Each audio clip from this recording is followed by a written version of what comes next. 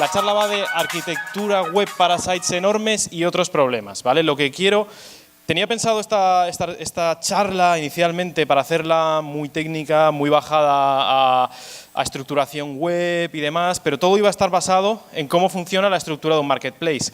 Así que le he dado la vuelta un poco a ese concepto y ahora espero poder compartiros cómo funcionan las arquitecturas de, en general, los principales tipos de sitio web grande. Cómo funcionan estas arquitecturas de sitios web grandes, cómo se alimentan, qué problemas tienen, dónde fallan y los problemas que nos encontramos como consultores SEO en esas arquitecturas, ¿vale? Es decir, yo en mi trabajo SEO, qué problemas me puedo encontrar en un sitio web que sea de 3 pares de grande, ¿vale? Entonces, trabajo en SmartBrand, como lo decía, como agencia, tenemos clientes felices y empezando, quiero diferenciar que no son estos todos los tipos de sitios web grandes, pero sí que para mí son los principales, para mí son los que más hay que considerar y los que más me gustan como SEO, ¿vale? En ese sentido, están en orden de preferencia mía descendiente, ¿vale? Yo me lo paso muy bien con los UGC, User Generated UGC. Dios, es UGC, User Generated Content, me tendréis que perdonar. He revisado esta ponencia varias veces y no lo he encontrado, ¿vale? Yo me lo paso muy bien con los User Generated Content. Ahí tenemos ejemplos de cualquier tipo de clasificados o cualquier tipo de marketplace, ¿vale? Son sitios web que se nutren de todo lo que están generando los usuarios, es decir, dependen de ellos. Básicamente, tú tienes un sitio web enorme y dependes de cómo se está generando dependes del contenido que te generan tus usuarios para poder tener contenido y poder traccionar y poder posicionarte en Internet, ¿vale? Después tienes los sitios web que se basan en una base de datos, ¿vale? Database oriented. Aquí os he puesto el ejemplo de Vademecum. No sé si el Vademecum es algo que conozcáis aquí, no sé si es algo que solo está en España o es un portal con todas las medicinas, ¿vale? Con todas las medicinas. Os he puesto Database oriented porque al final esto es si veis la web es como si fuera pues, un blog masivo, ¿vale? No deja de ser un blog donde tiene contenido estático que son piezas de información con el prospecto, la información de cada uno de los medicamentos. Sin embargo, esta web de aquí no deja de ser igual que cualquier otro tipo de e-commerce. Es igual que un e-commerce, al final, ¿vale? O sea, un e-commerce también es un sitio web que está basado en una base de datos. Esa base de datos es estática. Me da igual si la base de datos es de productos, es de información, en el caso de Vademecum, o es de lo que sea, de usuarios, etcétera. Es una base de datos cerrada, ¿vale? Como Infocif, como cualquiera. Es una base de datos cerrada que la tienes que mantener manualmente. Después tenemos los sites de procesamiento de datos, como creo que es el caso de Despegar, que es similar a eDreams. Lo que pasa es que como no conozco Despegar, he puesto eDreams. Me tendrás que disculpar, Sebastián. Vale. En este caso, este tipo de sites tienen otro tipo de problemáticas que ahora veremos en detalle. ¿Vale? Este tipo de sites no pueden indexar tanta información. ¿Por qué? Porque lo que hacen es procesarla. Tú entras en el site y dices, oye, yo quiero este vuelo, ¿vale? Para este vuelo, cuando haces clic en eDreams, supongo que en Despegar pasa lo mismo, se empiezan a abrir pestañas o no, pero empieza a procesar múltiples bases de datos, empieza a analizar en LATAM, empieza a analizar, en LATAM Airlines, empieza a analizar en Iberia, empieza a analizar todas las compañías de tal y te devuelve un listado de resultados. Si tuviera que hacer eso para mantener landings, igual que Mercado Libre, ¿vale? No podría. O sea, la capacidad computacional de eso, la necesidad computacional de eso es tan grande que no puede hacerlo, ¿vale? Son bajo request. Entonces, por tanto, son bajo demanda esa generación de contenidos. Y luego tenemos agregadores, que para mí es el mal de Internet, ¿vale? De hecho, con cada update yo sigo a Trovit. ¿Hay alguien que trabaja en Trovit aquí? Trovit es puro spam. ¿Vale? Como cualquier otro tipo de agregador, lo único que hace es coger información que hay en Internet que la ha creado otro y la pone en su web. Él la ordena, la clasifica y con eso se gana el dinero. Es increíble. O sea, realmente son scrappers profesionales que a través de scrapear, de obtener la información de otros, se nutren, consiguen un tráfico y luego encima al otro le hacen pagar por estar en ese sitio web. ¿Vale? O le venden tráfico, que es increíble. Es lo peor que te puede pasar. De hecho, hay scrappers como Trovit, que son reconocidos, tienen una marca, no sé si lo conoceréis, pero bueno, tienen una marca supuestamente. Antes, en los 2000, estaban a tope. Y se mantienen vivos con el contenido de otros, que es terriblemente feo hacer eso. ¿Vale? Seguimos con los agregadores de contenido. ¿Me caen mal? No me caen... No, la verdad es que lo odio por eso, porque tienen un modelo de negocio horrible. Entonces, lo que hacen es... Su modelo está basado en el scrapeo e importación de data externo, como os decía, y en la ordenación de este, ¿vale? Ellos analizan todos los competidores, analizan todo sobre un nicho, sobre motor, sobre casa, tal, y lo ordenan en su propio motor. Pero ese contenido ellos no lo han tocado en ningún momento. ¿Por qué? ¿Cuál es su valor? El valor de los agregadores de contenidos es el facilitar la localización de estos contenidos, ¿vale? En lugar de tener que irte a Mercado Libre y luego irte a su competidor, no sé, a la Maula o el que sea, pues tienes todo en un único sitio, ¿vale? O sea, el valor que le da al usuario es, oye, este clasificados me está importando información de otros, ¿vale? Después tenemos, bueno, se proporciona una fuente de tráfico y visibilidad a la fuente. O sea, si tú eres la fuente, supuestamente Trovit te va a estar mandando tráfico. Pero es un poquito shady eso, porque al final el tráfico ese es tuyo, te está robando tu contenido. No me acaba de gustar. ¿Cómo? Captan el tráfico principalmente a través de las taxonomías, no indexan los bio-item page. Los bio-item page es lo que yo llamo productos, ¿vale? Un producto, una landing, o sea, el ítem del producto, yo los llamo BIP, bio-item page, ¿vale? Intentad no, si luego suena raro, es bio-item page, es la página de producto, el ítem. No los indexan porque son 100% contenidos duplicados. Dentro ejemplo, aquí tenemos Trovit, ¿vale? Como os decía, se basa en indexar taxonomías, es lo único de donde pueden obtener tráfico. Entonces, ¿qué hacen? Lo hacen a lo bruto.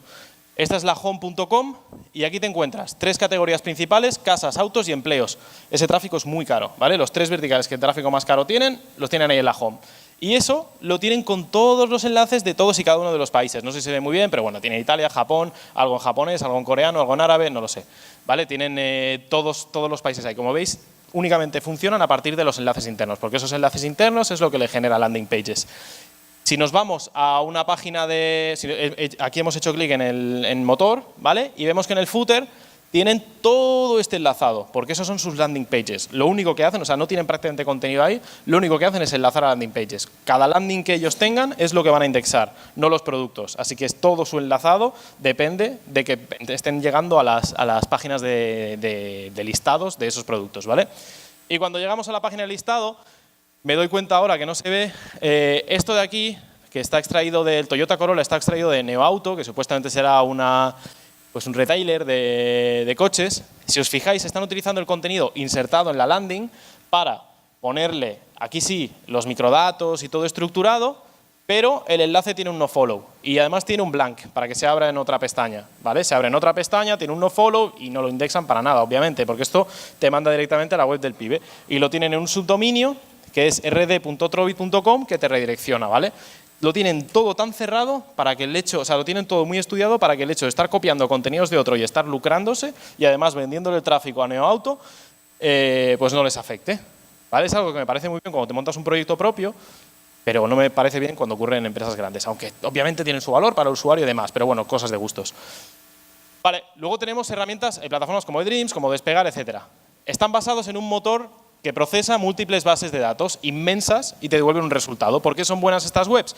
Kayak, eDreams, Despegar, porque lo que hacen es, te buscan en muchísimos sitios la mejor oferta, ¿vale? Si te fijas, Trovit lo único que hace es, lo scrapea todo y te lo ordena. Sin embargo, eDreams o Despegar te lo va a filtrar todo, te lo va a ordenar todo por el mejor precio. Te va a decir, oye, te he ordenado por precio o por la mejor valoración o por el menor destino, ¿vale? Va a coger esa información, esa tremenda base de datos de información al momento, al instante, porque son bases de datos que tienen que procesar al momento, porque el precio de los vuelos cambia de hoy para dentro de una hora, ¿vale? Ha cambiado ese precio del vuelo, entonces, como tienen tantísima necesidad de procesamiento, no pueden indexar tantas landings como los otros sitios grandes, ¿vale? Porque no pueden indexar esos landings, no pueden indexar los listados de resultados, porque tienen que procesarlo cada vez que lo buscan, ¿vale? Entonces, el valor añadido, ya lo he explicado, no hace falta que le dé mucha más vuelta. Al tener un coste de procesamiento alto, no pueden dejar estas indexadas las consultas y por ello dependen exclusivamente de las landing pages que ellos dejan declaradas. Ellos van a generar landing pages para vuelos Madrid-Lima, vuelos al Caribe, Lima-Caribe, vuelos Lima-Londres, van a dejar todas esas landings indexadas, pero tú cuando llegues a esa landing no vas a tener en general muchos resultados, vas a tener quizás 1 o 2 que sean ofertas estáticas, pero todo lo demás lo que te van a forzar en esa landing es a que tú pongas la fecha y fuerces su motor de búsqueda de procesamiento. Aquí tenemos el ejemplo de Dreams. Tienes pues, cada una de las verticales que trabajan, más o menos, digamos que hoteles no es un vertical propio, pero sí que es un paquete, si lo pueden vender, todo el mundo va a vender algo. Te vas al footer y te vas a encontrar todas las landings, las principales landings más críticas para ellos que dejan declaradas, ¿vale? Aquí tenemos vuelos baratos, vuelos Lufthansa, vuelos Madrid a Roma, vuelos Madrid a Lisboa, ¿vale? Los que son más críticos ya los tienen ahí preparados, los que son más importantes en la home. Hacemos clic en vuelos baratos. Cuando me voy a vuelos baratos, me encuentro que lo que tienen son otras landings, ¿vale? O sea, al final ellos viven indexando landings. Contra más landings indexan, más tráfico pueden tener, pero las tienen que poner a mano, las tienen que forzar. Todo esto a mano, entre comillas, al final lo haces a partir del análisis de datos. Tú analizas qué es lo que estás vendiendo mejor, qué es lo que te está dando mejor resultado y lo pones enlazado directo. Pero luego lo que te encuentras en esa landing, pues es esto de aquí. Yo me voy a Bilbao a Granada y me encuentro que tengo un par de vuelos de última hora a Granada, pero estos se los habrán sacado arriba porque mira, para tener un par, pero al final lo único que me están ofreciendo ahí será un poquito abajo. Información aleatoria sobre Bilbao y sobre Granada. Y luego lo que me van a forzar es a la acción de buscar la fecha de ida para ellos procesar la información. El valor es el procesamiento de múltiples bases de datos. Cuando nos vamos a un site como Vademecum o a un e-commerce, están basados en la indexación de un catálogo de productos o información, ¿vale? Tienen una base de datos, esa base de datos está reina con información, con productos, y el cómo puedan jugar con esa base de datos es lo ideal. Contra más categorías puedan crear con esa base de datos finita, ¿vale? Y digo finita porque realmente tiene un límite, ¿vale? Habrá un momento en el que si tú solo tienes aspiradoras tendrás 100, aspiradoras para moqueta tendrás 20 quizás, pero aspiradoras para moqueta que vayan con pilas, a lo mejor tienes una. Ese es tu límite. Tú no puedes crear una categoría para un solo producto, ¿vale? A menos que pongas más en la base de datos. Entonces, ese es el límite. Como son bases de datos fijas, tienen un límite de indexación. Aquí el valor añadido al usuario pues depende de si es un e-commerce, pues el precio, la calidad que tenga esa base de datos. La base de datos de producto, porque es barata, por lo que sea, ¿vale? Es el valor que tiene. Dependen de la optimización SEO del catálogo de productos para indexarse y generalmente tienen mayor dependencia de los VIP, de los Via Item Page. Tienen mucha más dependencia ellos que no, por supuesto, Dreams, que no lo puede indexar, o que no, por supuesto, Trovi, que tampoco no lo puede ni dejar crawlear, o que no un clasificados. Tiene una ratio de dependencia que yo creo que en el menor de los escenarios debería estar en un 30-40% en un site más o menos sano. Depende, porque si hablamos de Vademecum, la dependencia es de un 80%. Si es un e-commerce, un 30% podría tener sentido. Si tienes menos que eso, yo creo que algo está pasando mal. O la base de datos no tiene contenido bueno, etcétera. Luego veremos los problemas clásicos. Aquí os pongo Linio. Si no me equivoco, es un e-commerce de aquí del Perú. Pues eso, vemos que tiene el enlace, todo lo rápido que tiene a categorías para indexar esa base de datos, para indexar todos esos listados, las categorizaciones, etcétera. Una vez me voy a una categoría, en este caso cocinas, hornos y campanas, como os digo, esto me parece un caso increíble. Esto está al final de la categoría. Aquí hay 1216 palabras en una categoría. Esto no se ve todos los días. De hecho, imaginaos, ¿no? Entro en la categoría de cocinas, hornos y campanas y cuando estoy ahí abajo, voy haciendo scroll hacia abajo y me encuentro 1200 palabras, más que un post de los más aburridos, sin ninguna sola imagen, 4 enlaces internos. Esto en España lo llamamos Wall of Death, ¿vale? El muro de la muerte. Tú llegas abajo, estás ahí navegando, de repente llegas, ¡pum! 1200 palabras, estás muerto. Sin más, no es muy gracioso, es SEO, se hace lo que se puede. Vale. Pues eso, como veis, pues dependen prácticamente de esto, ¿no? Y luego cuando te vas a producto, pues la dependencia en producto, pues ahí está, tienes un montón de contenido, puede o no ser generado a mano o no, luego tienes todo el esquema, los microdatos con las características, las reseñas, ¿vale? Esto es un site sano. Se les va un poquito la cabeza con el contenido de las categorías, pero por lo demás está sano, está bien. Vale, luego nos vamos a Vademecum, que este sería un caso, esto es una categoría, afección respiratoria con tos, donde vemos que no hay nada de contenido, hay 2 enlaces a medicamentos, o sea, estos no dependen para nada del tráfico que obtienen en categorías. He querido poner los 2 ejemplos porque a los otros se les va la cabeza y a estos también. Hay un punto medio en el cual todos estamos de acuerdo, ¿vale? Que son esas 3 líneas, que es lo que te deja meter el diseñador, ¿vale? Cuando nos vamos al listado de productos, pues ya nos encontramos esto, que tienen pues 1000 palabras ahí, luego aparte tienen datos generales del mismo medicamento, prospecto, interacciones, pero tienen la hostia de contenido relacionado con el medicamento, ¿vale? Digamos que el producto para ellos es lo que les estará dando, si no el 80, el 90% del tráfico. Yo creo que el resto será marca y ya está. Vale, contenido generado por los usuarios. Esto es un marketplace, esto es eBay, esto es cualquier clasificado, esto es Gumtree, esto es Mercado Libre, esto es mi salsa, ¿vale? Se basan en la facilitación de un entorno de interacción entre los usuarios, ¿vale? Un marketplace y un clasificados, de una forma muy romántica, para mi gusto, crean oportunidades para la gente. ¿Vale? ¿Qué es Mercado Libre? Es un lugar donde cualquier comerciante o cualquier persona puede coger algo que no utiliza o que quiere vender y ponerlo a la venta. Yo para mí, este tipo de sites, eBay, etcétera, lo que hacen es crear oportunidades entre la gente. Soy eBay, gano dinero, eBay no se queda nada por en medio, Mercado Libre tampoco se queda nada por en medio, a menos que pagues para tener más visibilidad en el anuncio, etcétera, que es un coste lógico, ¿vale? Es una empresa, te va a pedir $1 o $2 o $5, etcétera, ¿vale? Pero facilitan la interacción entre los usuarios. El usuario recibe un lugar en el que poder realizar un intercambio económico de información, o sea, de económico o de información, dependiendo, con otro usuario sobre un contenido generado por él, ¿vale? Un contenido, un producto que sea propio. Dependen principalmente de la optimización SEO, de las taxonomizaciones y del enlazado interno, igual que en realidad sites agregadores como Trovit, ¿vale? Es muy similar. De hecho, todos los sites grandes dependen del enlazado interno, es lo único que les prima, ¿vale? Generalmente los view item page son de baja calidad y no pueden ser optimizados. De baja calidad generalmente, porque cuando tú eres un usuario y vendes tu coche, no sé vosotros si habéis vendido el coche a través de Mercado Libre o un clasificados, pero normalmente subirás tu coche, le pondrás 4 fotos y lo que vas a decir ahí de tu coche no es un texto de 1000 palabras. O no lo sé, a lo mejor con un coche sí, pero desde luego si estás vendiendo un aspirador dices, mira, es un aspirador y funciona, llévatelo y no me preguntes más, ¿vale? O sea, al final hay una lógica donde tu contenido es malo. Y de hecho, si es un coche y está muy redactado, probablemente tú seas una tienda de autos y estés vendiendo la misma cosa, estás poniendo el mismo anuncio en 5 plataformas, con lo cual es duplicado. La dependencia en ítem es bajísima.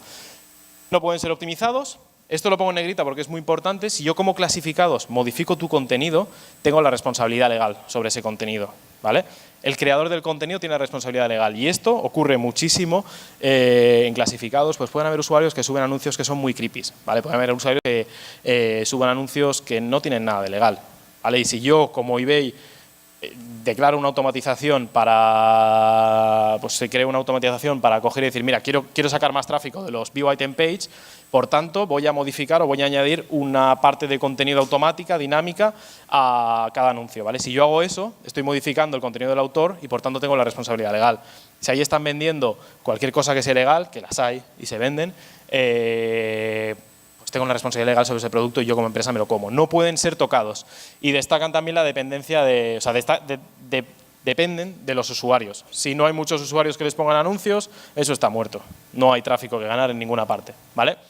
Aquí tenemos el caso de Gumtree.com, ¿vale? Como veis, tiene muchas menos categorías que por ejemplo, Trovit, porque, o sea, categorías fijas declaradas bajo coches, bueno, pues tienes, creo que son 10 en este caso, creo que al final 11 en realidad, porque aquí tienes el todo. Pero son 11 categorías y luego abajo va dinámico, va todo dinámico porque no sabes qué contenido va a haber, o sea, tu esfuerzo de clasificación del contenido es limitado. Como los usuarios van a generar el contenido, tú no puedes controlarlo.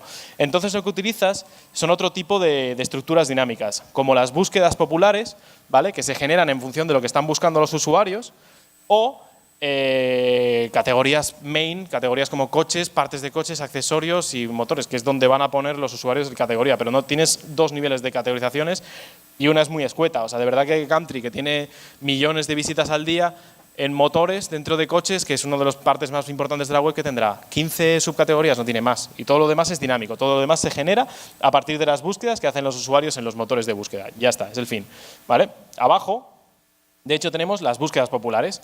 Búsquedas populares son las que están top búsquedas dentro de la categoría de coches y el top búsquedas, bueno, o sea, aquí en realidad deberían de ser más o menos las mismas, o sea, es el mismo bloque, lo único que se utilizan, pues 15 en un lugar, si no me equivoco, y abajo otras 20, si no me equivoco, ¿no? Pues se intentan, contra más búsquedas pongas ahí, más landings puedes indexar.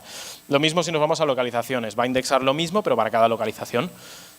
Cuando nos vamos a producto, nos encontramos un breadcrumb que es una auténtica pasada, porque lo que nos interesa es poner muchos enlaces. Contra más enlaces pongas, más estás distribuyendo la autoridad.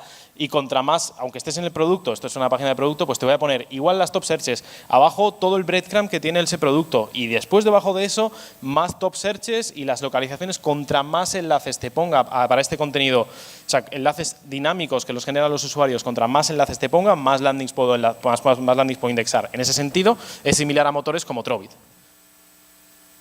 Los sitios web tienen problemas muy propios. Imaginaos cambiar la etiqueta title de 105 millones de URLs indexadas por Google, que luego dentro hay muchísimas más. Pero imaginaos cambiar el title manualmente, entrando al Yoast, poniendo el title, diciendo ¿esto para qué era? ¿Esto era para coches deportivos? Así con 155 millones. No puedes. Los sitios web tienen sus propios problemas y son gordos. Sitio web grande, problema grande. ¿Vale? Esta es la realidad oculta y lo que yo quiero expresaros, lo que quiero compartiros de mi paso pues, por eBay. Tienes que desarrollar un caso para que consideremos este proyecto, ¿vale? Esto es un clásico. Si tú estás en una empresa grande, porque normalmente son empresas grandes, todo el mundo está tocando los huevos para conseguir desarrolladores que te hagan caso y que hagan tu trabajo, ¿vale? Así que, básicamente, es contra más páginas que optimizar, más trabajo técnico que hay que hacer y más enlaces hay que poner, ¿vale? Entonces, perdón.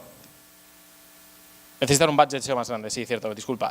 Contra más grande es la web, obviamente más dependencia tiene del SEO, ¿no? Más SEO técnico tengo que hacer, más cosas tengo que arreglar, hay más problemas, hay más URLs.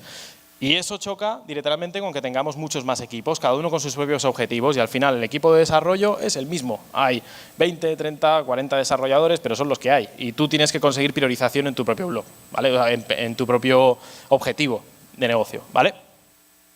El segundo. Los llaman dinosaurios por algo y no les hables de PWA, AMP, son webs muy grandes, tienen una velocidad de adopción tecnológica muy lenta y tienes que batallar mucho, tienes que construir muchos casos para que te hagan caso, o sea, muchos casos de datos para poder convencerles de adoptar un cambio. De hecho,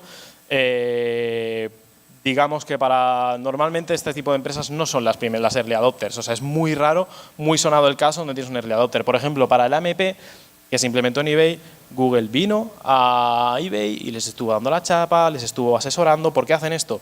Porque básicamente yo soy Google, voy a intentar mover a un gigante como eBay a que adopte la AMP y luego va a venir muchísima otra gente a coger la AMP. Pero es decir, o tienes un tío detrás que te está intentando, o viene Google y te dice ponte AMP que te voy a dar más tráfico, o no se mueve el site ni loco. O sea, y si hablamos de otro tipo de empresas donde ya no va Google, o sea, pero va Google en persona a presentarse y a decirte, oye, ponte en AMP, no se mueven, no tienes velocidad de adopción. ¿Cuántos de aquí trabajáis en una web grande o en un proyecto grande y tenéis AMP?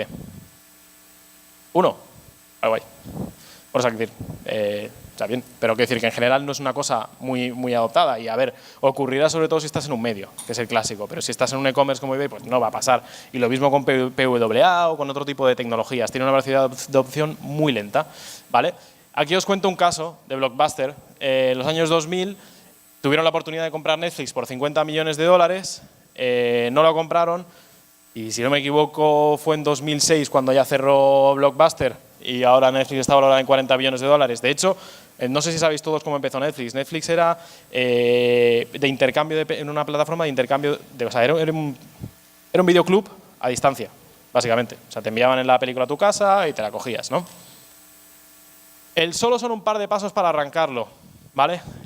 Cuando estás en una web grande o trabajando en un proyecto grande, si tú quieres que tu idea se cumpla, primero vas a tener la idea. Vas a presentar la idea emocionado a todo el mundo. Lo primero que te van a decir es, oye, o me das un análisis o ni siquiera voy a considerar tu idea. Me parece que está muy bien tu idea, pero bueno, vete a tu casa y te preparas, lo reposas, me das los datos, el forecast y luego ya lo empiezas a considerar. Te vuelves loco para conseguir soporte de los analistas, si los tienes, o te vuelves loco para montar los datos que tú puedes. Una vez tienes esos datos y tienes tu idea, dices, oye, mi idea es esta y me va a hacer crecer, te va a hacer crecer en un 10%. Te vas a generar las especificaciones técnicas para el Jira, montar el ticket, etcétera, y que esa cosa empiece. A partir de ahí el equipo de desarrollo te valida las fichas técnicas, el desarrollo acaba, tu desarrollo entra en Quality and Assurance, que entra en etapa de revisión, el desarrollo se valida, entra en producción en el siguiente sprint y con suerte se publica, ¿vale? Cuando eres un perro viejo todo esto va un poquito más rápido, ¿vale? Pero lo primero que te encuentras, lo inicial en una empresa grande, es que tú eres el último mono y que para mover tu propio proyecto del cual depende tu sueldo y tu puesto de trabajo, te tienes que pelear muchísimo. Pierdes más tiempo peleándote para que hagan caso a tu idea que no realmente trabajando. Creo que la gente que trabaja en empresa grande puede relacionar con esto. La plataforma web es una momia.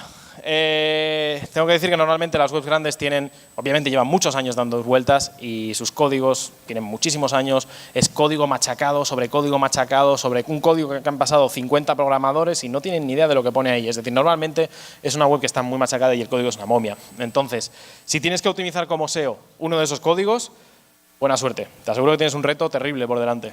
Se puede hacer, pero El todo está en llamas. Hay muchos motivos por los cuales te puedes, al final, cuando tú trabajas en una web grande, te puedes llegar a bloquear muy fácilmente, ¿vale? Al final ese bloqueo te viene dado porque tienes tantísimas cosas que acometer. O sea, yo ahora mismo me pongo en Gumtree o me pongo en eBay y digo, esto está mal, este título está mal, todo está mal. Pero ¿por dónde empiezas? Necesitas hacer una gran priorización, ¿vale? Y además de eso, necesitas saber cómo empezar y cómo arrancar cada uno de esos proyectos, porque tú ves que tienes 10 cosas mal y ves que tienes 10 proyectos que están en ese pipeline anterior, ¿vale? Que 10 proyectos que están en este pipeline, que estás empujando para que acaben ocurriendo y a la vez todo está mal, ¿vale? Así que tener un poco de formación en Project Management o tener un Project Manager encima realmente ayuda mucho. Acabas dependiendo mucho de él para priorizar las acciones que estás llevando a cabo. Pero hasta el mínimo cambio puede mostrarte es, pues eso, el mínimo cambio puede llevar mucho tiempo. Está en inglés, aparte. Tampoco hay mucho más. Los problemas típicos de los sitios web grandes, ¿vale? Aquí voy a hablaros de un poquito de los problemas típicos que yo me he encontrado y cómo los estaba solucionando. Lo demás son problemas que, bueno, ocurren cuando estás trabajando son limitaciones que tienen esos sitios web grandes.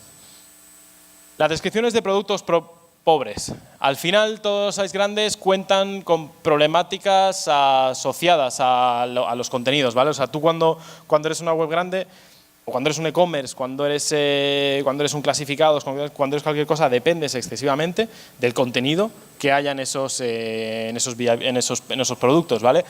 Normalmente te pueden venir, la gran mayoría, dados por el manufacturador. Si eres una plataforma que te da el proveedor, te da el listado de productos, pues eso te lo comes, lo tienes que tratar, lo tienes que optimizar y normalmente son miles y miles de productos. Los contenidos están duplicados en versiones diferentes, en diferentes versiones o en diferentes colores de un mismo producto. Tienes contenido generado por usuarios vagos, si eres un user generated, ¿vale? Lo que os decía, si yo estoy vendiendo mi aspiradora por un clasificado, desde luego no me voy a esforzar mucho. Esa aspiradora funciona 10 pesos, ahí va. Contenido generado por usuarios que ha sido publicado en otros sites, ¿vale? Son incidencias que acabas teniendo siempre con el producto. ¿Cómo lo soluciono? En los proyectos de escala te puedes tener que plantear incluso la limitación de los view item page. Yo siempre he estado detrás de desindexar todos los productos de usuario, porque yo sabía que la gran mayoría, que el 80% de ellos eran morralla y no me repercutían mucho tráfico en el site completo, así que si me hubieran dejado, me hubiese cargado todos los view item page, o los hubiese puesto en no indexar, los hubiese indexado su contenido en mi listado, en el listado del clasificado. O trabajarlos mediante contenido generado dinámicamente que aporte valor al usuario, ¿vale? ¿Aquí a qué me refiero? Pues a que añadamos reviews, añadamos comparativas con otros tipos de productos similares, etcétera. Es decir, no me refiero a modificar el contenido del usuario, sino a cómo lo voy a tratar para que tenga más valor y el producto pueda crecer más. Igual que hacía Lenio con las reviews de usuarios, etcétera. Porque Lenio al final tenía las características de la tele, del televisor, tenía la descripción del televisor, que entiendo que no la tocarán mucho, y luego tenía las reviews. Eso es su core de contenido único que ellos tienen, ¿vale? En lo general, en un e-commerce de tamaño medio, escribir el contenido a mano es una buena idea también. Si tenéis un e-commerce, si estáis basado en una base de datos, el contenido de los productos, escribirlo a mano es algo crítico. Aunque, desde luego, es un proyecto grande. Páginas de producto no optimizadas. Si antes hablábamos del contenido propio del producto, o sea, el contenido de la descripción del propio producto, cuando hablamos del producto optimizado nos referimos al uso de H1s, a las carencias de ads o imágenes, porque el usuario ha puesto más, menos imágenes, o por ejemplo que no tenga reviews, ¿vale? Entonces, ¿cómo resuelvo cada problema? Si no tiene reviews del producto, aquí es donde dependemos estrictamente de UX para que nos ayude a forzar que el usuario genere esas reviews. Os aseguro que el contenido generado por usuarios es una máquina de posicionar, ¿vale? Porque es contenido único que te lo están generando tus usuarios. Realmente habilitar un espacio de reviews, sea cual sea el proyecto, es prioritario. Y forzar de una forma sana a que el usuario genere estas reviews. Eso te da tracción de mercado de forma gratuita, ¿vale? Y por ejemplo tenemos el caso de PC Componentes, no sé si lo conoceréis, creo que no sé si se distribuye por aquí. Si habéis comprado en PC Componentes, sabréis que ellos, por ejemplo, cuando tú has comprado, te dicen, oye, escríbeme una review del producto y entrarás en el sorteo de 100 euros al mes. O 100 o 500 dólares, lo que sea. No me acuerdo cuánto era exactamente, pero digamos que tiene una política que por 500 dólares al mes todo el mundo les escribe una review de lo que compran. ¿Vale? Están forzando estas reviews, están generando mucho contenido nuevo y, por tanto, sus productos, aunque tengan la descripción del distribuidor, como tiene muchas reviews, pues ya no tienen por qué gastar todo el dinero, todo el coste que tienen, ir cambiando el contenido del catálogo de productos, ir reescribiendo a mano el catálogo de productos para que no sea contenido duplicado. Dependen de las reviews. Pues eso, carencia de imágenes o alts. Aquí os podría recomendar utilizar la API de Cloud Vision, que la veíamos ayer en el caso de la herramienta final que os presentaba. Es una API de Google que te permite obtener imágenes de forma dinámica porque entiende de qué trata el contenido y te busca una imagen similar. Y después, pues eso, contenido poco extenso, que ahí ya no he puesto ninguna solución porque el contenido poco extenso es, pues escribes un poco más y ya está, que es lo que tratábamos en el contenido en la display anterior. Patrones de escala. Mediante reglas H1 en titles son un enorme aliado. Si yo tengo un e-commerce y puedo generar contenido dinámico a los productos, me funcionará muy bien. Por ejemplo, ¿qué os podría proponer aquí? Algo que es una herramienta brutal, que la aplicamos en un clasificados en Canadá, era, por ejemplo, yo entro en una categoría de un directorio, ¿vale? De un clasificados, ¿vale? Cuando entro en la categoría Ford Focus o Toyota Prius, allí me encuentro con un gráfico que me dice, oye, mira, el promedio del precio, el precio promedio de los Toyota Prius a lo largo del tiempo, ¿vale? Es un pequeño gráfico que está a la derecha. Ese contenido es apto para ser indexado y además es útil para el usuario, ¿vale? O te puedo poner una frase dinámica que coja y diga, mira, el precio promedio el precio promedio del Toyota Prius es, no sé, $10.000, ¿vale? Estás cogiendo un buen deal, ¿vale? Estás teniendo un buen deal porque este producto está dentro del precio promedio o está por debajo del precio promedio, es un buen deal. ¿Vale? Todo ese tipo de contenidos están generados dinámicamente a través de campos, pero realmente aportan muchísimo valor y te sirven muchísimo para indexar. Problemas de enlazado interno. Como os decía antes, los sitios web grandes son muy dependientes del enlazado interno. Contra más enlazado interno tengan, más tráfico van a poder captar, ¿vale? Típicamente el usuario no va a utilizar los enlaces del menú principal, al final es como veíamos en Gumtree, hay 4 enlaces, o como veíamos en Trovit, hay 3, es que no tiene más. El usuario lo que va a hacer es buscar. Va a generar búsquedas, ¿vale? En Gumtree lo que hacemos es, cada usuario que busca 2 veces lo mismo, yo genero una URL, genero un enlace interno. Eso es lo que me permite a mí como site, por ejemplo, que sale el iPhone 10 o el iPhone 11 mañana, y como ya van a haber 2 usuarios que lo van a buscar en mi site, me va a generar una búsqueda popular y yo ya voy a tener generado esa landing sin tener que hacer nada. Yo me voy a dormir y al día siguiente ya tengo todas las búsquedas de iPhone 11 creadas en mi site. ¿Por qué? Porque se generan dinámicamente. Toda URL debe contener, esto lo detallamos un poco más, enlaces horizontales hacia productos del mismo nivel y semánticamente cercanos, ¿vale? Aquí nos encontramos en una página de producto de cualquier e-commerce, pues si estoy en un coche tengo que tener enlaces a productos relacionados, ¿vale? Igualmente, enlaces verticales hacia categorías o subcategorías, toda URL, ¿vale? Yo siempre tengo que tener un enlace a la categoría de nivel superior, un enlace a la categoría de nivel inferior, en el mismo árbol semántico y siempre un enlace a productos relacionados. El widget de productos relacionados es un gran aliado en WordPress y en cualquier plataforma. Breadcrumbs es el gran aliado también para enlaces verticales. Si os fijáis aquí en Gumtree, abusábamos mucho del breadcrumbs, o sea, poníamos muchísimos enlaces. Normalmente no tienes tanta profundidad, pero nosotros la cogíamos toda y eso nos generaba muchos más enlaces. Y realmente era un proyecto que funcionó muy bien. Problemas en la gestión de parámetros. La gestión de parámetros se hace mediante Search Console, como veíais con Luis María Villanueva. No me voy a entretener mucho aquí, que creo que no voy muy bien de tiempo. Pero os pongo un caso. Normalmente los parámetros, cuando estás en un blog de WordPress, no son tan bestias como esto. Aquí te encuentras que el parámetro filter display tiene 25 malditos millones de URLs, ¿vale? Entrar dentro de la sección de parámetros en Search Console y asegurarte, dándole a editar, que Google no está crawleando esas URLs, es crítico. Cuando tienes millones y millones y millones de filtros, es crítico. Si tu web es pequeña y porcentualmente es grande, es decir, porcentualmente tienes un 100% un 120% de URLs con filtros, también es importante. Se trata del porcentaje, no de que sea 25 millones. Esto le da escala, le da sentido diciendo, oye, puede ser realmente un marrón enorme. Y lo es. Pero al desindexarlos, tened cuidado. Aquí os paso el ejemplo de Marktplaats, también dentro de los sites de eBay Classifieds. Marktplaats, por ejemplo, no lo veréis muy bien, pero los enlaces internos, todos llevan parámetros. Si tú te empiezas a cargar filtros, te tienes que fijar que ese filtro no te esté trayendo tráfico. Antes de cargártelos, miradlos por Analytics y mira si realmente es algo que te está rindiendo. Marktplaats tiene miles de millones de visitas, bueno, miles de millones tampoco, tiene millones de visitas. Y realmente depende estrictamente de parámetros, es decir, todas sus URLs dependen de parámetros. El crawling te va a matar, y creo que este es prácticamente el ejemplo. En los sites grandes el mayor problema, la mayor incidencia que tienen es uno, enlazado interno, que es muy divertido de resolver, y 2, crawlings, ¿vale?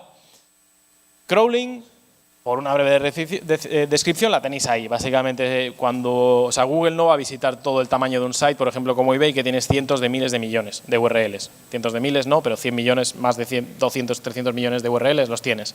¿Vale? No lo va a indexar todo.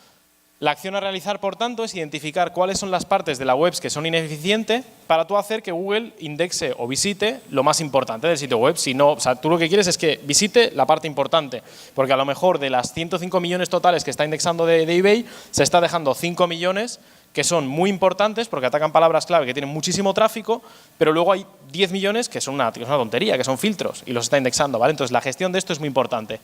¿Cómo lo gestionas? Aquí os hablo de una herramienta Bourify, pero esto está hecho mediante la herramienta Bourify, pero yo creo que esto se puede, esto lo podéis llevar a cabo con otro tipo de herramienta, ¿vale? Aquí lo que estamos viendo es el número, lo podéis llevar a cabo manualmente, el número de URLs que ha analizado el crawler, ¿vale? Se ve bien aquí. Aquí hay 1 millón de URLs crawleadas y aquí 700.000, ¿vale? Entonces aquí lo que vemos es volumen total crawleado por Google, 76.000. Volumen total crawleado por Google en el caso de 1 millón, 42.000, ¿vale? Y aquí vemos total de URLs activas, 0. Visitas que me está dando Google, 0. ¿Vale? Aquí tenemos un gráfico donde simplemente me está diciendo el tráfico que tiene y cuántas URLs ha crawleado. Todos estos millones de URLs de aquí no me sirven para nada. Me los puedo desindexar, me los puedo disalogar tranquilamente, ¿vale? Hay 2 métricas que quieres analizar, lo que os decía. ¿Todo bien? Vale.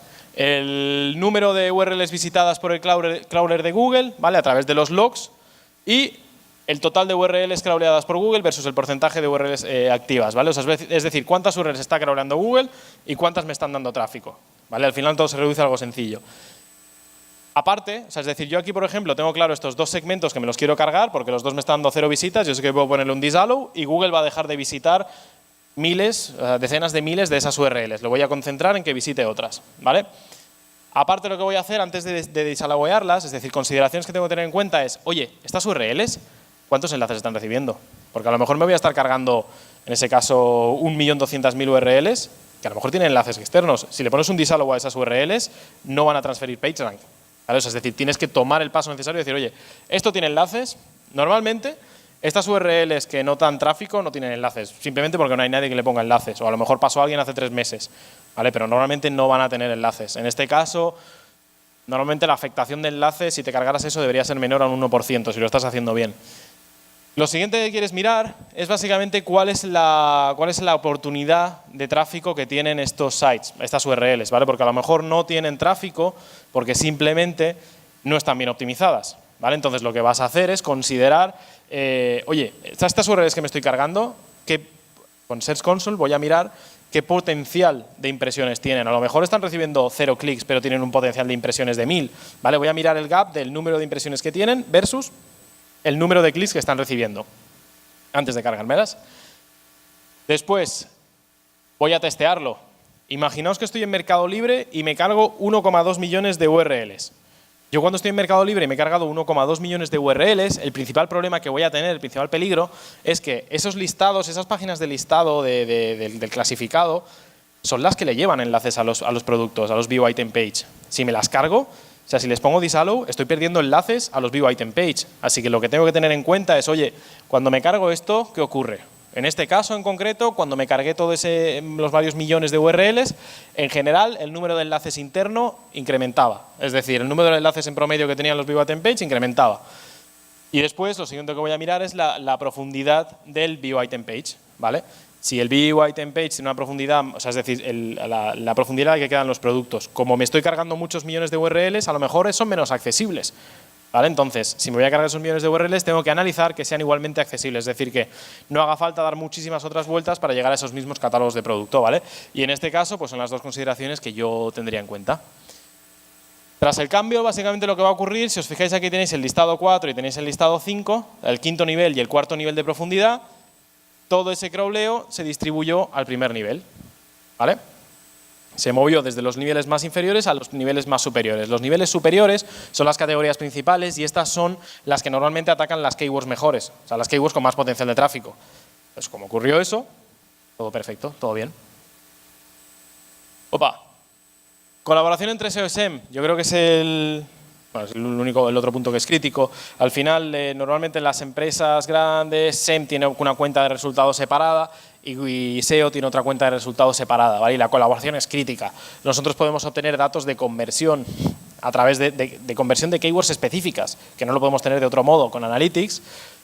Nos lo va a dar SEM. SEM nos va a decir, oye, estas keywords se están convirtiendo, y nosotros le podemos decir a SEM, oye, mira, estas keywords, si no te están convirtiendo y yo ya estoy en SEO, deja de invertir por ellas, ¿vale? La relación entre SEO y SEM tiene que ser muy buena, tiene que ser sana, porque es la única forma de ser eficientes los dos, ¿vale? Porque si SEM deja de apostar por keywords donde tú ya estás por SEO, no estás perdiendo cobertura de mercado y a la vez estás manteniendo, pues estás mejorando las conversiones, el precio es mejor. Pero no todo es malo. No todo es malo, son sitios web grandes, tienen muchísima autoridad. Generalmente posicionan muy bien. O sea, con tanta autoridad que tienen, tantos enlaces, os aseguro que tú creas una landing y eso está en número 1 a la semana siguiente.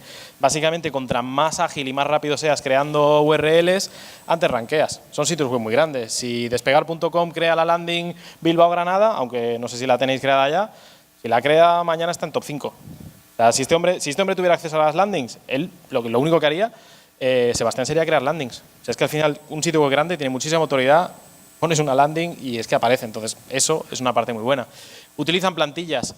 Eso quiere decir que al tener plantillas tienes esos templates de H1, esos templates de titles, con lo cual puedes optimizar masivamente el site y testearlo, ¿vale? Tú puedes coger y decir, oye, en la categoría de televisores, en el title delante voy a poner 20% de descuento, ¿vale? En la etiqueta meta title, 20% de descuento y el nombre del producto.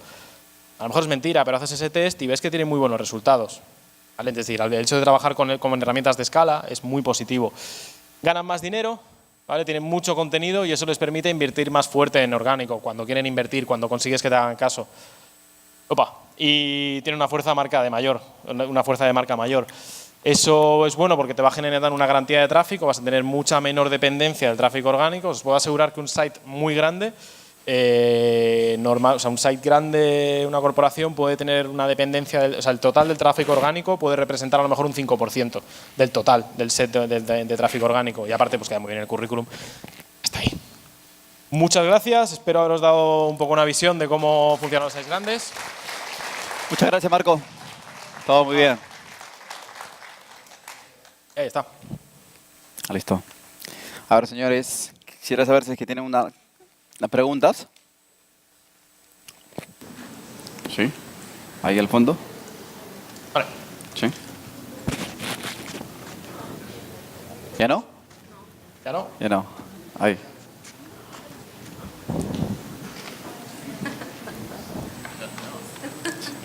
Se le pone pregunta. Hola, ¿qué tal, Gabriel? No me quedó muy claro tu posición en esto, pero ¿eres pro de indexar los Search Result Pages internos de una marca grande? Perdona, no. Sí, pro de indexar. Indexar los Search Result Pages, las páginas de resultado propias internas de un e-commerce. En general no, en concreto sí. Quiere decir, bien tratadas, sí. ¿Vale? Si tú tienes una regla que haga que, por ejemplo, no vayas a indexar la búsqueda de un usuario de aspiradores Rumba y aspirador Rumba, ¿vale? O sea, son unos plural y otros en plural y singular. Si tú tienes una regla que controle eso, o sea, eso no lo puedes indexar así tal cual. Es decir, tienes que indexarlo si tienen más de 5 resultados. Por ejemplo, vas a poner una regla, todo lo que tenga más de 5 resultados no puede estar enlazado internamente. Todo lo que sea similar porcentualmente, con Machine Learning, etcétera, tú puedes decir, oye, mira, esta no es muy complicado. Hay modelos como Monkey Learn que te permiten entrenar esos modelos. No es muy complicado, es complicado, pero bueno, no es demasiado. Claro, si no tienes el back para hacer eso, tendría que no indexar todas y de ahí identificar cuáles sí indexar, creo que sería... No, sí, yo creo que la labor está en indexar en saber cuáles indexar. Incluso claro. Aunque tengas un blog pequeño y tienes 100 visitas al día, esas búsquedas que tú las ves en Analytics que están generando los usuarios, aunque tú las mires manualmente cada mes y digas, mira, han buscado estas 4 cosas, voy a generar las categorías. Aunque hagas esa labor manualmente o que la hagas como SEO, ya está bien. O sea, hay que decir, ya te genera nuevas ideas, es decir, puedes tenerlo controlado. O puedes coger y a través de la API de Analytics, que la veíamos ayer, crearlo. Es lo mismo, os enseño una herramienta parecida, lo único que tienes que cambiar el segmento, que el segmento será búsquedas en el motor de búsqueda, lo lanzas a un Excel y en el Excel pones eliminar duplicados y adelante. Yeah. O sea, quiero decir, en el spreadsheet, o sea, puedes buscar automatizaciones, lo puedes poner o sea, realmente si lo haces bien, las búsquedas son categorías nuevas que se están creando los usuarios constantemente. Tú tienes tráfico y te están creando categorías. Y tú eres un site que depende de categorías, ¿vale? Y dirás, hostia, es difícil tener un site tu propio que sea así de grande, ¿vale? Pero fíjate en Trovit, lo único que haces es scrapear. La Trovit coge todo el contenido de otros y dice, mira, aquí tengo varios millones de URLs y con esto me genero la taxonomización que yo quiera. Entonces, no es tan difícil. Tú puedes coger una base de datos, por ejemplo, Vademecum, la base de datos te la puedes descargar con un Excel. Le das a descargar, pum, coges el Excel, te lo importas directamente a WordPress y dices, vale, ahora quiero generar categorías. No quiero generarlas yo porque me voy a volver loco, yo no tengo ni idea de medicamentos. Dejo a los usuarios. Controlas bien las motores de búsqueda, o sea, es decir, realmente la dificultad en crear un sitio grande no es mucho, pero eso es otra charla totalmente separada, pero no es tan grande, o sea, no es una dificultad muy grande, son horas, pero bueno, las mismas horas que vas a tener generando contenidos tú a mano. Al final hay un balance, dependiendo de lo que esté mejor, lo que no, lo que quieras hacer, o lo que no. Gracias. ¿Ah? Listo. ¿Alguna otra pregunta? Ahí.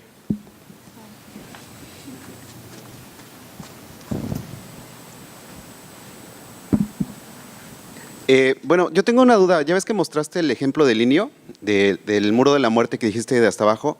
Y cuando tú haces búsquedas en Latinoamérica, bueno, desde México y por lo que he visto acá en Perú, posiciona muy bien. Entonces, el meter ese contenido hasta abajo de la categoría, si tú dices que no es recomendable, ¿cuál sería la opción que tú que tú harías? En SEO funciona muy bien. Ajá. O sea, yo creo que es una cosa que funciona muy bien. Luego, es feísimo. Eso a nivel de experiencia de usuario. Sí. Es una cosa que dices, ¿eso para qué está puesto ahí? No aporta nada de valor, aporta cero de valor al usuario. O sea, eso tú lo ves ahí puesto, esos miles y miles de 1200 palabras, es una locura. Y aparte es que seguro que lees eso y te da un derrame cerebral. Es que seguro que es terrible ese contenido. O sea, seguro que pondrá en plan. O sea, tú imagínate 1200 palabras hablando de las calefacciones. O sea, es que no aporta nada de valor. ¿Yo dónde veo que aporta valor? Sí, pues el ejemplo que os ponía, decir, oye, mira, el precio promedio de las calefacciones, la calefacción más barata es esta, y es contenido dinámico. Y es contenido dinámico igual, y lo generas y ya está. A ver, lo generas y aporta valor al usuario. Mi punto es siempre hazlo aportando valor al usuario, porque a lo mejor llega un momento, o sea, esto es lo que comentaba antes Sebastián, que decía, si tienes que poder defender tu estrategia de forma separada al SEO, ¿vale? Porque a lo mejor viene un día Google y esto es un patrón súper fácil de identificar, o sea, que decir, Google es una máquina de inteligencia artificial de la hostia. O sea, tú le dices, oye, voy a cargarme las páginas que tengan esta brutalidad de contenidos aquí abajo y que no aporte valor al usuario, le voy a dar a mi algoritmo que tenga menor valor sobre eso y te lo cepillas en un momento. Es decir, estás haciendo algo exclusivamente para SEO. Yo haría algo siempre para el usuario. Igualmente, funciona. O sea, si tenéis un e-commerce, ponle 1200 palabras, funciona. O sea, funciona y ponle esas 1200 palabras y por el enlazado interno funciona. Pero funciona a día de hoy, es una estrategia solo para SEO, no es para usuario. Entonces, estás dependiendo de eso. Sí. Aquí hay otra. La respuesta es que lo haríamos. Gracias. Marcos, ¿qué tal? Una consulta, mira, si por ejemplo en una web así que sea que tiene parámetros, lógicamente filtros y todo eso, y por ejemplo hay una sección que es lo más destacado, ¿no? ¿Ya? Y por ejemplo que sea una web de venta de autos, ¿ya? Y por ejemplo que sea de la marca Nissan. Entonces, esto me genera un enlace. Lo más destacado es de lo que en el día los usuarios han estado entrando a ver este auto, por ejemplo. Y esto genera un enlace con un parámetro que indexa, ¿ya? Porque me ha pasado, indexa. Pero también cuando buscas por filtros, por marcas, también sale el mismo carro, ¿me entiendes? Entonces, cuando, por ejemplo, no sé, buscas algo en el internet con el carro, la marca y no sé, te sale lo más destacado y también la marca y te salen dos parámetros con el mismo carro. ¿Me entiendes? A ver. O sea, la última parte es cuando ¿lo buscas dónde? ¿Dentro del sitio web? No, por ejemplo, imagínate que buscas carros baratos, por ejemplo. En Google. En Google, ajá. Ya. Y te salen dos enlaces de la misma web con diferentes parámetros, pero el mismo carro. Es decir, es la misma URL, pero tiene parámetros puesta cada una. Claro, salen dos URLs diferentes de la misma web porque cada una tiene un parámetro diferente, pero es el mismo post al final. Vale, o sea, tienes barra, coche, guión 1, interrogante, parámetro random. Ajá, por ejemplo, rojo. Tienes otra barra, coche Ajá. 1, interrogante, parámetro verde. Ajá, algo así. Vale. Entonces, la pregunta es... Quiero... Perdona, es que era larga. O sea, quiero saber cuál de los dos sería, no sé, por ejemplo, en base a qué me tendría que basar yo, valga la redundancia, para ¿Qué es lo que eliminar harías? uno de los dos. A ver, yo de entrada, si Que eso esté así no es lo ideal. O sea, que eso esté así no es lo ideal. Si eso está así, no lo toques. Estás ocupando 2 posiciones. Ajá. O sea, yo no lo tocaría, obviamente, es decir, ocupas 2 posiciones. Ajá. Ahora, que es un problema que es masivo a lo largo del sitio web, seguramente tengas un ángulo. Es decir, tienes que tener un plan de ataque, o sea, tienes que tener exactamente en mente lo que vas a hacer, porque eso a lo mejor te ocurre ahora, pero no te diría que es una estrategia que sustentaría a lo largo del tiempo. ¿El por qué? O sea, si la ficha de producto es igual, es idéntica, es el mismo coche, solo cambia la foto, cambia el color, no es una estrategia que te funcionaría a lo largo del tiempo. Sin embargo, a todo esto yo tengo que decir, obviamente todo el mundo te va a decir que a veces no indexes URLs con filtros, no indexes URLs con parámetros. El caso de Marktplatz es puramente parámetros. Los enlaces internos tienen parámetros, todo tiene parámetros y tiene millones de visitas al día. Es decir, los parámetros, de hecho, o sea, si te lees las TOS de Google en cuanto a la navegación facetada, ellos te dicen que si tú pones los parámetros bien, Google es capaz de entender esas URLs de igual forma. ¿Vale? Es decir, no son realmente dependientes exclusivamente. O sea, Google es capaz de entender los parámetros bien ordenados. A menos que tu parámetro sea X, Y, Z, etcétera, random, Google es capaz de entenderlos. Y en eso se basa Marktplatz. Así que tampoco hay que ser talibán de los parámetros si el contenido que generan es totalmente diferente. Página de producto diferente y todo tiene sentido que esté ahí. Obviamente, la pregunta que tú te vas a decir es, oye, si esto está funcionando y tienen contenidos diferentes, yo voy a generar una URL estática. Es lo que tienes que hacer, porque sabes que es la estrategia más sólida, porque tiene sentido. Pero tampoco hay que tenerle un miedo irracional a los parámetros. Listo. Siempre que tenga sentido. Muchas gracias, Marcos. Un fuerte aplauso, señores, para Marcos. Claro.